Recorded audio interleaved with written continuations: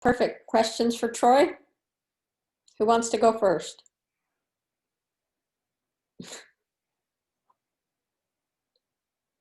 Darnell, we'll start with you.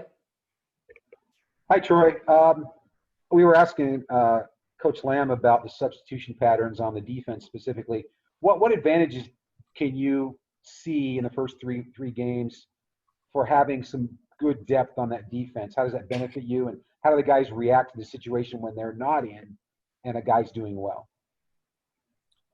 I mean, I think at the end of the day, just being able to have guys have the depth, have the trust to put any guy in is going to play at our advantage, because it's fresh legs, and it's a guy that's able to go out there and play with 100% effort and not have to worry about being tired and all that kind of stuff. But I mean, I think whether you're the guy in or whether you're the guy that's support your teammates, I think we all want to strive for great plays and to play the game to the best of our ability. It's not like, if we're not in, we're hoping the guy in front of us does bad. We're very we want everybody to do well on the team, whether it's us or whether it's the guy next to us, just so that we can be great together. Okay, we'll take a question from Jay Drew and then Mitch Harper. Hey, Troy, as far as kind of preparing for UTSA, they've played 4 different quarterbacks. It looks like their original starter might be back. How is that affecting preparation on you guys' end? We look at all 4 of those guys as great players, and they've all played for a reason. They've got talent, and we respect each one of their game. So we take a good look at each one of those guys, and whichever one it'll be, we'll be prepared for, and we look forward for the opportunity this week. Troy, what's led to this fast start? I mean, same guys for the most part, personnel-wise, but obviously much different results and execution. What do you feel has been the biggest reason for the change? It's hard to pinpoint one thing, but, kind of like I've mentioned before, each guy on this team is really hungry, and we feel really grateful to be playing this game right now. So it's just a matter of not taking one day for granted. And like I said, I think a lot of guys on this team is hungry, and each week we feel like there's a new opportunity to correct the mistakes that happened in the last game, and that's what motivates us. So we try to stay hungry, stay motivated as much as we can, and just come prepared each week. Okay, Brandon Gurney, you're next. Yeah, how many games is it going to take the Padres to beat the Dodgers? I'm saying 3. I wish I even paid attention to that right now. I haven't really been paying attention to much baseball right now. Well, my real question is, we were hoping to talk to Micah Harper, but what are your impressions of him? Kind of like you coming in as a true freshman and getting a lot of time at cornerback. Give us your impressions about him and maybe some of the other young guys that are helping out in the secondary.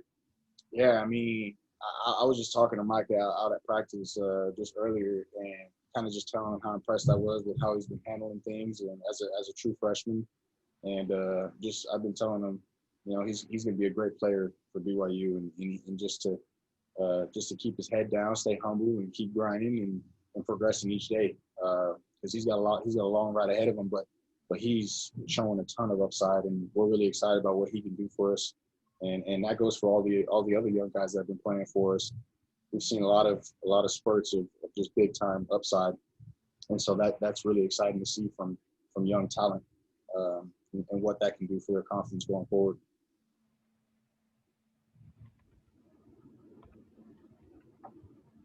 Let's go with Mitch Harper next.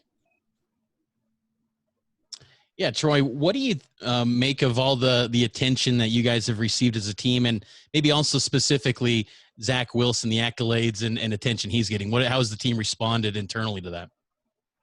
I mean, look, like the attention's great, and we obviously we love it, but at the end of the day, like we haven't done really anything yet, and that's what keeps us grounded. We're trying to strive to get better every day, and that's why I say we're trying to correct mistakes we had in the last game, so that we could prepare ourselves for the next game even more.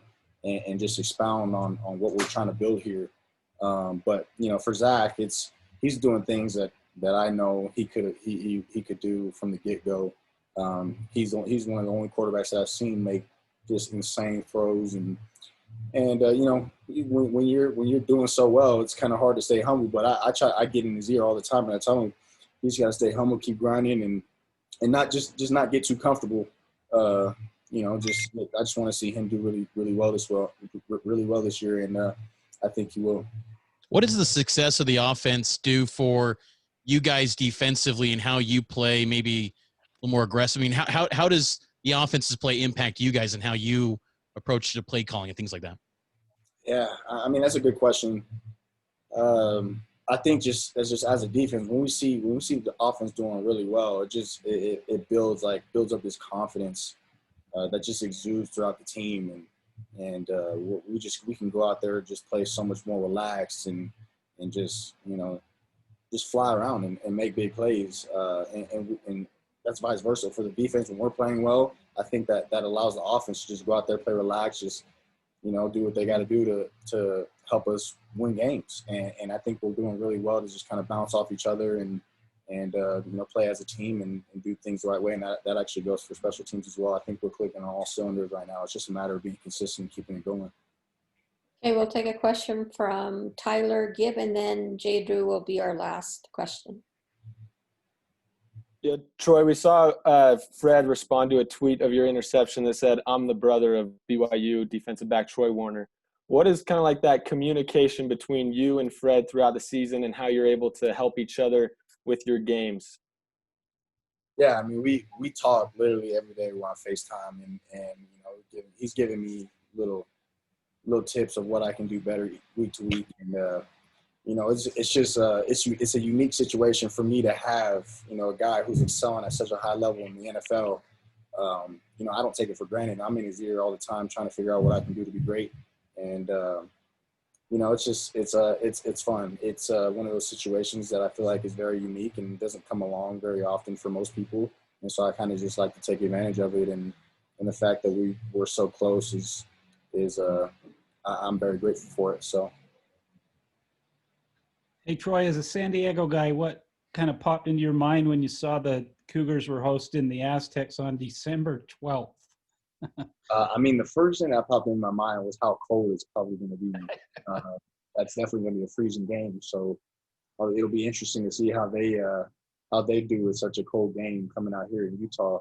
But yeah, I'm excited getting to play my one of my hometown teams.